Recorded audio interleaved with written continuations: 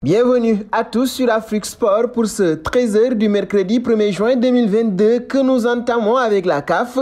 Nouveau coup de théâtre dans le dossier Sao Tomé et Principe versus Maurice. Ce 1er juin 2022, le jury d'appel de la Confédération africaine de football a donné raison à la fédération sao-toméenne concernant l'éligibilité du joueur sao-toméen Luis Leal aligné au tour préliminaire de la CAN 2023. Conséquence, la Seleção dos Falcões et Papagaios devrait bien disputer les rencontres du groupe A face au Nigeria, la Sierra Leone et la Guinée-Bissau. Après en avoir été écarté, le jury disciplinaire de la CAF avait en effet penché du côté des arguments de la Mauritius Football Association. La MFA a affirmé que l'expérimenté attaquant lusophone avait joué l'aller malgré le fait de ne pas avoir respecté le protocole anti-Covid d'avant-match. Un pas au Cameroun, les Lions indomptables du Cameroun ont eu droit à une autre séance d'entraînement dans la journée de mardi au stade annexe 1 de l'Omnisport. Le groupe affiche quasiment au complet avec l'arrivée de quelques autres éléments dans la tanière, alors qu'ils étaient 15 lors de la séance d'entraînement de lundi dernier et 17 dans l'ensemble avec l'Antawama arrivé lundi soir. Ils sont désormais 23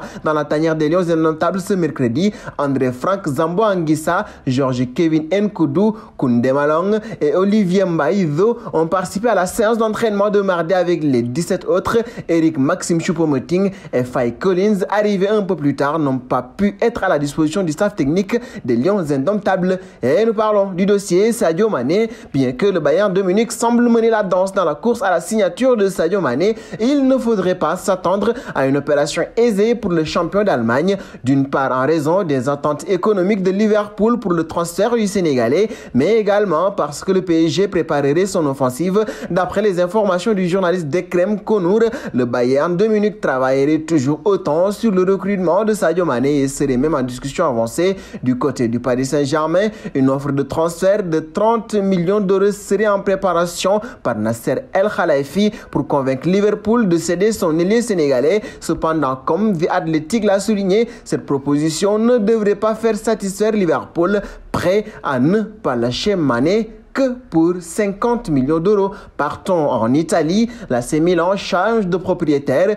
Dans un communiqué posté aujourd'hui, le club lombard annonce la conclusion d'un accord entre Redbird Capital Partners et Elliott Advisors. Le rachat par le fonds d'investissement américain sera bouclé en septembre prochain. L'accord prévoit une valorisation du champion d'Italie 2022 à hauteur de 1,2 milliard d'euros. Par ailleurs, Elliott Advisors conservera une participation minoritaire au sein du club italien pour un pourcentage qui n'a pas été précisé. Et nous passons du côté de Kurt Zouma. Les images avaient scandalisé le monde du football. Kurt Zouma en train de maltraiter son chat. Quelques mois plus tard, la justice a livré son verdict. Le défenseur de West Ham a été condamné aujourd'hui à 180 heures de travail d'intérêt général pour mauvais traitement. Le joueur avait plaidé coupable devant le tribunal correctionnel la semaine dernière. Son frère Yohan, celui qui a filmé, est lui condamné à 140 heures de travail d'intérêt général. Kurt Zouma ne peut pas non plus posséder un chat pendant 5 ans. Et nous allons terminer avec Neymar, chat noir.